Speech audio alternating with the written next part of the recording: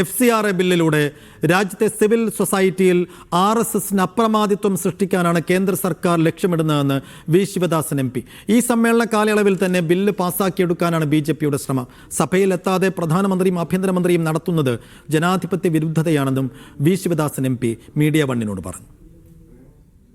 V Sivadasan MP ആണെന്ന് media വണ്ണിനോടൊപ്പം ചേരുന്നത്. MP FCRA bill സഭയിൽ അവതരിപ്പിക്കുന്നു എന്നുള്ളൊരു വാർത്ത വരുന്നുണ്ട്. അതുപോലെ തന്നെ ആഭ്യന്തരമന്ത്രി ഉൾപ്പെടെ ഈ സഭയിൽ എത്തുന്നുള്ളൊരു വാർത്ത കൂടി ഇത്തരത്തിൽ പുറത്തു വരുന്നുണ്ട്. BJPയെ സംബന്ധിച്ചിടത്തോളം FCRA ബില്ല് അവരുടെ രാഷ്ട്രീയ ഉള്ളടക്കത്തിന് വളരെ പ്രധാനപ്പെട്ട ഒന്നാണ്. RSS കടുംപിടുത്തം പിടിക്കുന്നത് ഈ ബില്ലിൻ്റെ മുകളിൽ തന്നെയാണ്. രാജ്യത്തെ സന്നദ്ധ സംഘടനകളെയാകെ നിയന്ത്രിക്കുക, സിവിൽ സൊസൈറ്റിക്കകത്ത് RSSന്റെ ഒരു അപ്രമാദിത്വം ഉണ്ടാക്കുക എന്നുള്ളതിന് വേണ്ടിയാണ് ബില്ല് ആസൂത്രണം ചെയ്തിട്ടുള്ളത്.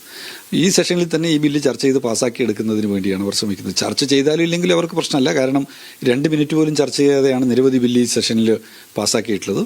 അമിത്ഷാ വരണം, മറുപടി പറയണം പ്രധാനപ്പെട്ട വിഷയങ്ങൾക്ക് എന്ന് പാർലമെന്റിലെ പ്രതിപക്ഷം ഒന്നടങ്കം ആവശ്യപ്പെട്ടു. രാജ്യസഭയുടെ ചെയർമാൻ അത് ഹൗസ് ലീഡറോട് പറയുകയും ചെയ്തു. എന്ന് പറഞ്ഞാൽ ഹൗസിൻ്റെ സ്പിരിറ്റ് മനസ്സിലാക്കിക്കൊണ്ട് അമിത്ഷായെ, ആഭ്യന്തരമന്ത്രിയെ അറിയിക്കണം എന്ന് ചെയർമാൻ പറയുന്ന ഒരു സാഹചര്യം വരെ ഉണ്ടായി.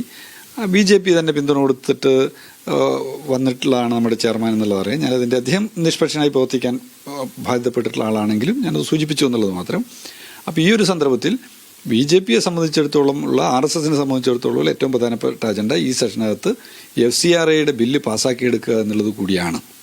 ഇതിൽ ഈ കിരൺ റിജിജു ഉൾപ്പെടെ പറയുന്നുണ്ട് ഏതൊക്കെ മന്ത്രിമാർ സഭയിൽ ഹാജരാവണമെന്ന് തീരുമാനിക്കേണ്ടത് പ്രതിപക്ഷമല്ല എന്നുള്ള കാര്യം എന്ന് പറയുന്നുണ്ട്.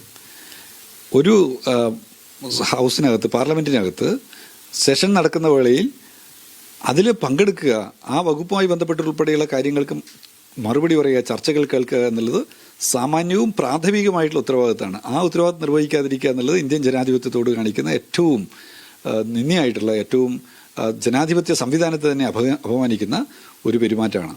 ഇന്ത്യയുടെ പ്രധാനമന്ത്രിയും ആഭ്യന്തരമന്ത്രിയും ഇപ്പോൾ പെരുമാറിക്കൊണ്ടിരിക്കുന്നത് ആ നിലയിലാണ്. ഒന്നുകിൽ ഇവർക്ക് ചോദ്യങ്ങളെ നേരിടാൻ ഭയമാണ്, അല്ലെങ്കിൽ ഇന്ത്യയിലെ പാർലമെന്റ് സംവിധാനത്തെ ആകെ തന്നെ നിരാകരിക്കുന്ന, അവഹേളിക്കുന്ന സമീപനമായിട്ട് ഇതിനെ കാണേണ്ടി വരും.